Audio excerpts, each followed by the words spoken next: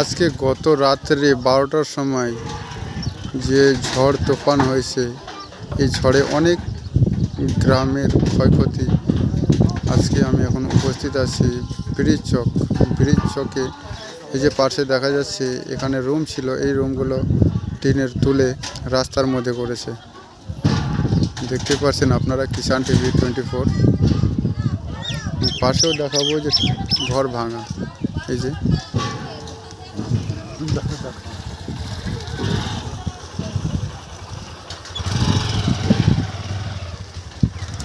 পুরো রাস্তা জাম।